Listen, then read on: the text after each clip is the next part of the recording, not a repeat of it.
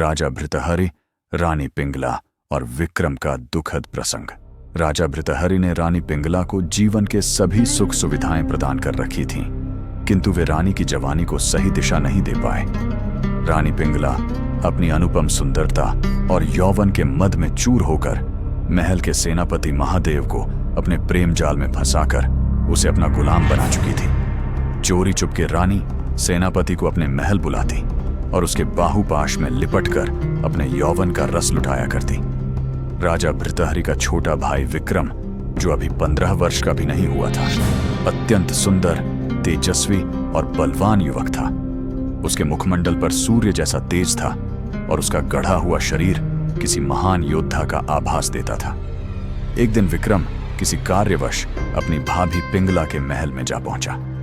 वहां का दृश्य देखकर विक्रम स्तब्ध रह गया। रानी पिंगला और सेनापति महादेव एकांत में रंगरलियां मना रहे थे। विक्रम सब कुछ देख चुकने के बाद उल्टे पांव लौट पड़ा। वह सीधा दरबार में अपने भाई भृतहरि के पास जाना चाहता था, परंतु फिर विचार किया, यदि मैं अभी दरबार में यह बात कह दूं तो कुल की मर्यादा भंग हो जाएगी। उचित होगा कि जब राजा महल लौटे तब अकेले में उन्हें सच्चाई बताऊं। इधर रानी पिंगला और सेनापति महादेव ने अपने अपराध को छुपाने के लिए एक घिनौना षड्यंत्र रच डाला। रानी ने दासी का वेश धर लिया और भृतहरि के महल में उदासी का अभिनय करने लगी। जब राजा भृतहरि महल लौटे तो उन्होंने रानी को दुखी अवस्था में पाया और आश्चर्यचकित होकर कारण पूछा। रानी पिंगला ने आंसू बहाते हुए झूठी कहानी गढ़ी। स्वामी, आज आपके भाई विक्रम ने मेरी अस्मिता पर आघात करने का प्रयास किया। वह मेरे महल में आया और मुझसे दुष्कर्म करने का प्रयत्न करने लगा। जब मैंने विरोध किया तो वह बलपूर्वक मेरे साथ दुर्व्यवहार करने लगा। सौभाग्य से सेनापति महादेव समय पर आ गए और उन्होंने मुझे बचा लिया। रानी के झूठे आंसुओं और करुण विलाप ने भृतहरि के मन में आग भड़का दी। वे क्रोध से लाल हो उठे और तुरंत विक्रम के पास पहुंचे। क्रोधातुर होकर भृतहरि बोले, दुष्ट, पिंगला तुम्हारी मां के समान है। तुम्हें तनिक भी लज्जा नहीं आई? तूने हमारे कुल को कलंकित किया है। तुझे इस पृथ्वी पर जीवित रहने का कोई अधिकार नहीं। विक्रम ये अन्यायपूर्ण वचन सुनकर अवाक रह गया। उसने हाथ जोड़कर सत्य बताने का प्रयास किया, परंतु भृतहरि ने उसकी एक न सुनी। उल्टे सैनिकों को आदेश दे दिया, इसे नगर के बाहर ले जाकर किसी सूखे कुएं में फेंक दो। वहां ये खुद ही तड़प कर मर जाएगा।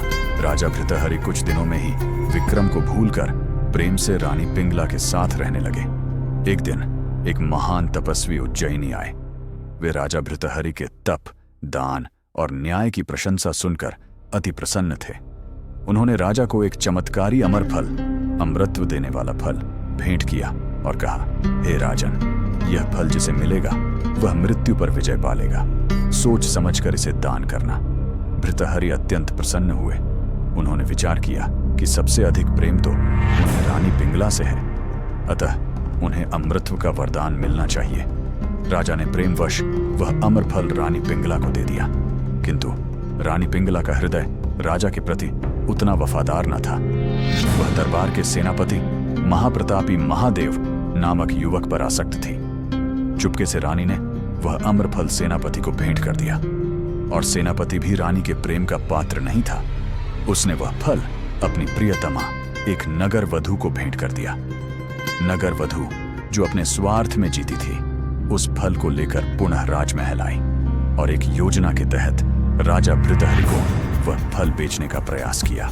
जब राजा भृतहरि को नगर वधू द्वारा वह फल मिला और सच्चाई सामने आई कि जिसे उन्होंने प्राणों से भी बढ़कर चाहा, वही रानी पिंगला छल और बेवफाई में लिप्त है, तो उनका हृदय चूर चूर हो गया।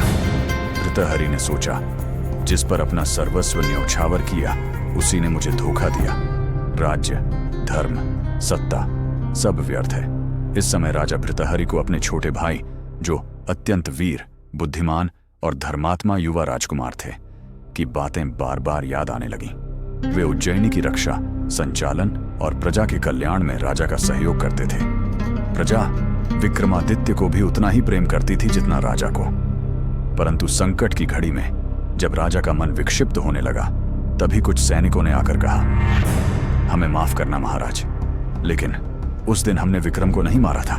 उनसे राज्य छोड़कर जाने का अनुरोध करके हम वापस लौट आए।